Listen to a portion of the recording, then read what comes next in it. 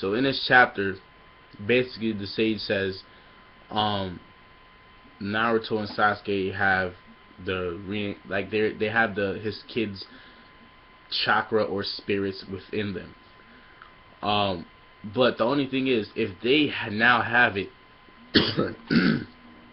he was explaining in this chapter how the past predecessors were Hashirama and Madara, and when Hashirama died or lost, quote unquote, to Madara, Madara had gotten both of the spirits or chakra, whatever it was. He got the chakra. Let's go with chakra right now. He got both the chakras, and he became, I guess, more complete, or he became stronger because of that.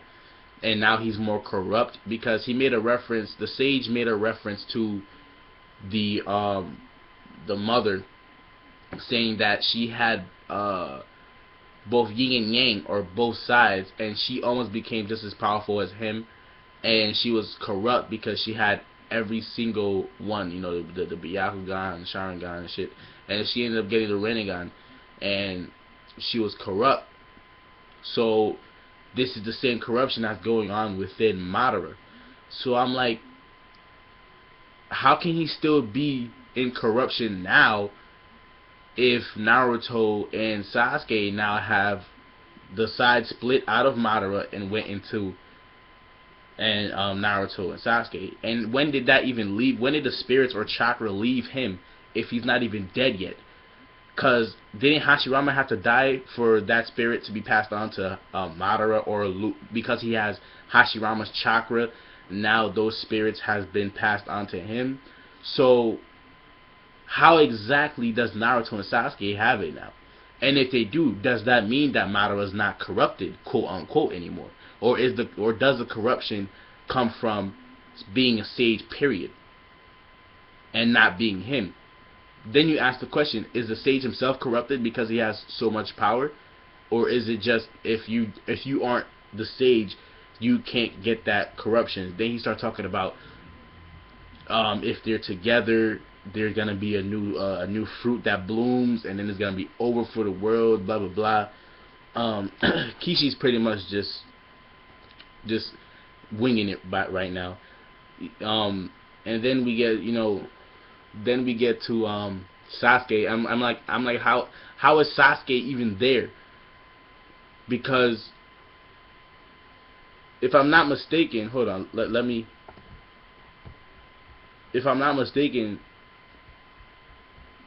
isn't it only because Naruto has all the, like, a piece of all the tailed beast in him?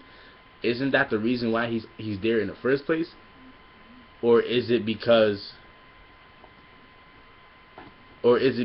just the sage himself just called on to Naruto?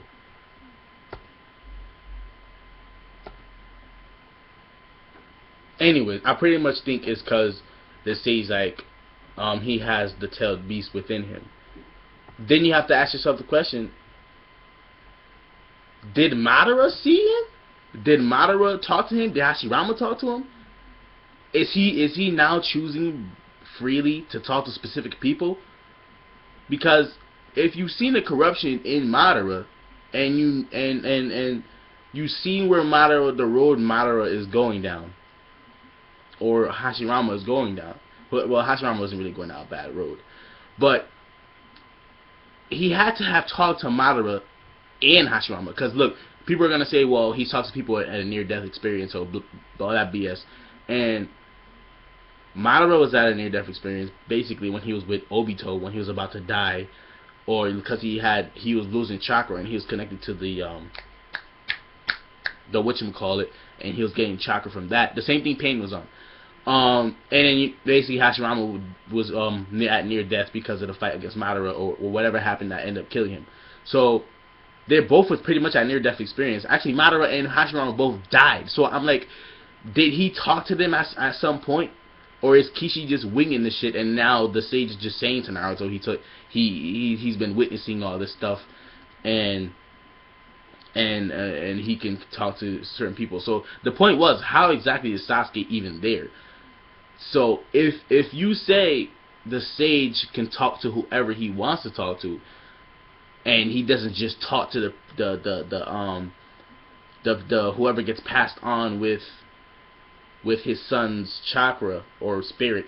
He doesn't talk to them specifically. He just talks to those who he wants to talk to. Then I guess that would make sense that he didn't talk to Hashirama or Madara. But was it stated that he even talked to them? Because then wouldn't him trying to talk to Madara convince Madara to not do the things that he's going to go down? Oh, this is the reason why he's so corrupt. And Madara at one point had both sides of the spirits in him. So why didn't he talk to Madara after seeing what Madara did to Hashirama and where Madara was going with all this? How come he didn't speak to Madara within that mode? Or why didn't he because he was talking about the infinite Tsukuyomi, I believe he was talking about the Tsukuyomi, and he was saying, you know, basically all the shit that we know already. And I'm like, why didn't you talk to the dude, bro? And you could have settled this a long time ago. You have the power to. The man's floating.